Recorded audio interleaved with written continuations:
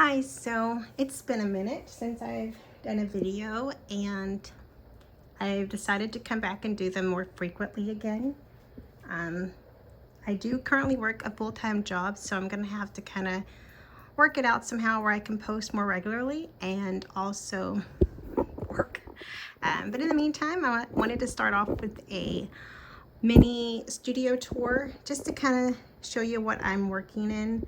I don't want to do a big one because I do have a lot of stuff, even though it's a small space. I didn't want the video to be really long. So we're going to do sections at a time. So we'll start off with this side of my studio. So when you come in, you make a left, you'll see my TV. And then you'll see this side of the wall. And we're going to start here. This is my closet. That I don't even know where that goes to. It's just when we bought the house, they already had cable in here and we just wrapped it up there in the corner. We'll start with these paintings. So I did a soft pastel landscape painting in mixed media. And then this is an oil painting portrait I did of my husband. It was my first time doing a portrait. And I giggled because I made his ear really big, and I always tell him he has like bionic hearing in real life. Now he's got it in my paintings. These are current books that I like to look through and read. This here is colored pencils and watercolor pencils in Caran d'Ache, Faber-Castell, and Derwent. This is some sketchbooks from Hobby Lobby and some oil paints that are cheap. Some more books that I currently read, and then Ohua markers and some random markers. I bought this shelf from Hobby Lobby. My floors are concrete, mainly because I get paint everywhere but on the canvas for some reason. That just, yeah.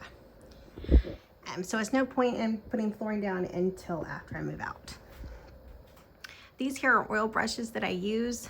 These are sketchbooks that either I bought, made, or someone's given me. These are just some random pens and some bigger brushes that I haven't used yet, and some random size rulers. This here is all my mixed media, like mediums, like my gesso, my wax, gloves, Gamsol, and then some cheap colored pencils and paints for my cousin's children when they come to visit, and then some saran wrap to hold my paintings when I'm doing my sketchbooks. It prevents the other side from getting wet or paint on it. And then this here is my craft stuff and cleaning supplies. And that holds my big panels that I'm not currently using. And this big thing here, I was just in it, so that's why it was open. I got from my job. It was only $5. We had an auction because we were moving into a new building. And yeah, they didn't want nothing new, old going in, so I got this for $5. This was from my mother-in-law. She was gonna throw it away, but I took it. Looking in it, it holds a lot. You'll see my dog that passed away. His name was Coco. I bought 2 of these by accident. They're Daniel Smith watercolors.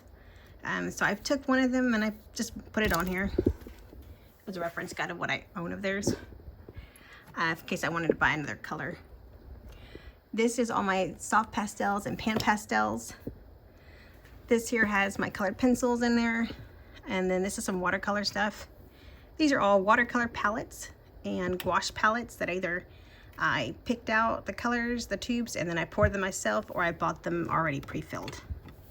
These are some random pods that I use for my acrylics and for watercolors.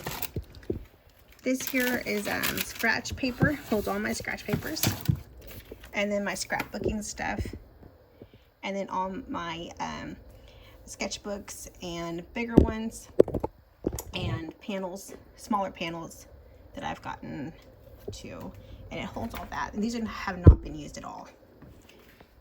So that's it for that mini tour, or just one side of the wall. Yeah, like I said, I have a lot of stuff. So I guess I'll see you on the next video, and have a good day.